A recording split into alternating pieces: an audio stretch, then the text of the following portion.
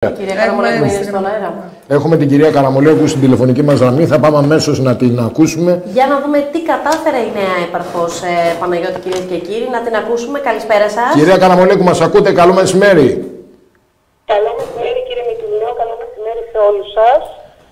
Σας ακούω. Αρχικά θα ήθελα να ευχηθώ χρόνια πολλά σε όλους. Χρόνια πολλά, χρόνια πολλά.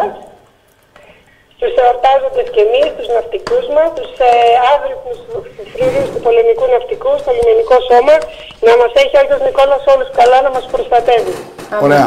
Τώρα μάθαμε ότι μπορεί να μην καταφέραμε να κρατήσουμε το ταχυδρομείο στο εμπορίο, αλλά είχαμε μια εξέλιξη που θα μπορούσαμε να τη χαρακτηρίσουμε πολύ καλή.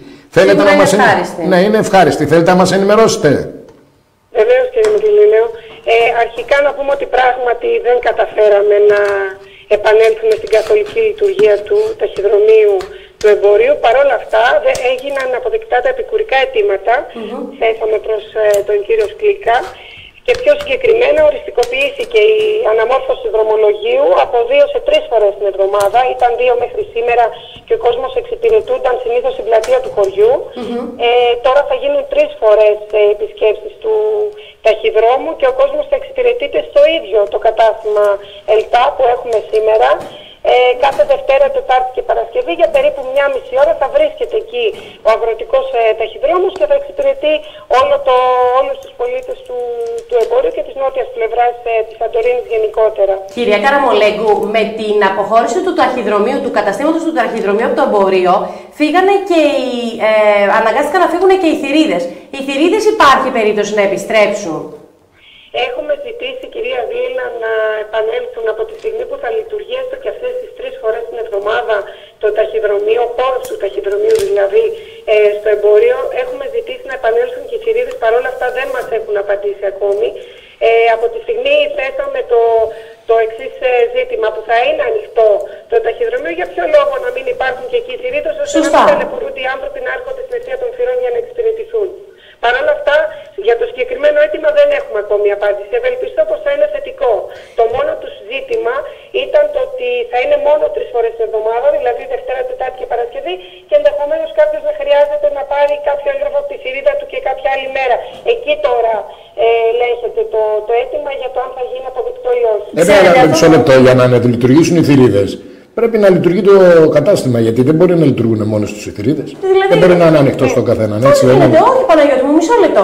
Στη Μεσαριά και στον Καρτεράδο οι θηρίδες ανοίγει η πόρτα το πρωί και το μεσημέρι, γιατί υπάρχει. Δεν είναι ταχυδρομείο εκεί. Ναι, αλλά οι θηρίδες είναι προσβάσιμες προς τον κόσμο. Δηλαδή, ας γίνεται 3 φορές από τον ταχυδρόμο να πηγαίνει στις θηρίδες τα γράμματα και τις επιστολές, και ο κόσμος καθημερινά να έχει τη δυνατότητα να μπορεί να έχει πρόσβαση στη θηρίδα του. Το έχουμε ζητήσει, κυρία Βίελα. Εγώ θα συμφωνήσω μαζί σας ότι μπορεί να λειτουργήσει, γι' αυτό και άλλωστε το αιτηθήκαμε. Γιατί θεωρώ πως είναι πάλι υπέρμετρη η δυσκολία του να έρχονται στην αιστεία των θυρών απλά για να πάρουν τα έγγραφα της θηρίδας, και ο λόγος υπάρξεως των θηρίδων άλλωστε είναι αυτός. Να μην ταλαιπωρείται ο κόσμος. Να τοποθετούνται τα γράμματά τους, γι' αυτό και πληρώνουν άλλωστε. Πρέπει να βρεθεί εξωτερικός χώρος όμως, γιατί θα πρέπει να υπάρχει και άνθρωπος να τις ανοίγει κάθε μέρα για να πηγαίνουν, έτσι δεν είναι? Γιατί στη Μεσαριά είναι εκτός, είναι και εξωτερικές. Όπως γίνεται και στα χωριά που λειτουργούν με αυτόν τον τρόπο. Αυτό είναι το ζήτημα, γι' αυτό και πρέπει να βρεθεί μια λύση. Τώρα, αν τοποθετηθούν σε εξωτερικό χώρο, θα το δούμε αυτό. Έχουμε ζητήσει απλά να επιστρέψουν οι θηρίδες στο χωριό για να μην χρειάζεται να μεταβαίνουν στα φυρά. Κυρία Καραμολέγκου, εγώ θέλω να σας συγχαρώ πραγματικά για αυτή την προσπάθειά σας, γιατί ενώ εκεί που όλοι βλέπαμε μαύρο και μουντό, εσείς προσπαθήσατε πάρα πολύ να βρείτε φως σε αυτή την υπόθεση, και οι 3 φορές από την καμία είναι πάρα πολύ, προκειμένου να μπορέσει να εξυπηρετηθεί ο μποριανός πολίτης και οι μποριανοί χωριανοί. Όμως αυτό που καταλαβαίνω εγώ και κατανοώ ως αποτέλεσμα από όλη αυτή τη διαδικασία είναι ένα κομμάτι εγωιστικό από την πλευρά των ελληνικών ταχυδρομείων. Δηλαδή, δεν θέλαμε 5 μέρες την εβδομάδα να λειτουργεί το κατάστημα του εμπορίου, γιατί θα είχε κάποια χρέωση τα ελληνικά ταχυδρομεία. Παρ' όλα αυτά θα έρχεται 3 φορές την εβδομάδα ο ταχυδρόμος.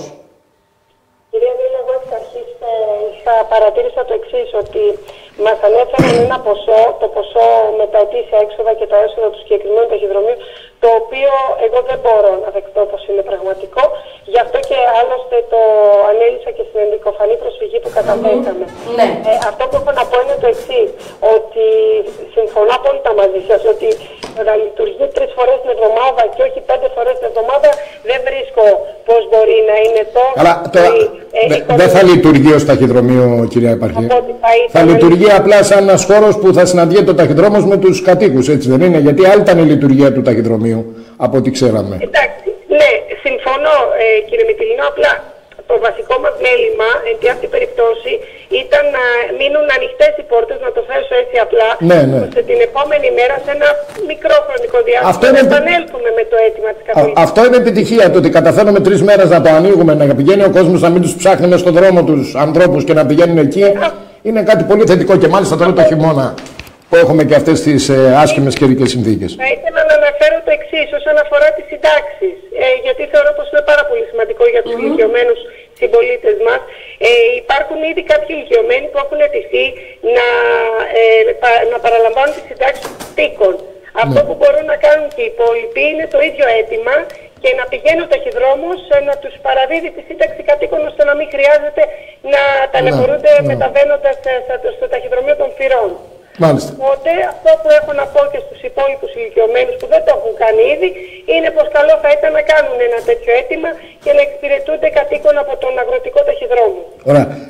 18 του μηνός ορκίζεστε. Θα είστε βέβαια στη Σύρο, έτσι δεν είναι? Έτσι ακριβώς. Θα πείτε εκεί, θα πιέσετε όσο μπορείτε, μπας και μπορέσουν και μας βάλουν μπρος το υπόλοιπο της ασφαλτόστρωσης, τον ηλεκτροφωτισμό του επαρχιακού δικού δικτύου. Θα τους ζητήσετε, κυρία Επαρχή, εκεί πέρα να το τρέξουν λίγο? Έχετε... Ναι, το έχω κάνει ήδη. Α, το έχετε κάνει, ωραία, εντάξει. Ήμουν σίγουρος ότι το έχετε κάνει ήδη. Καλά. Να είστε καλά. Ωραία, περιμένω με ευχάριστες ειδήσεις τότε. Να είστε καλά. Καλό σας μεσημέρι. Χάρηκα πολύ που σας άκουσα. Να είστε καλά.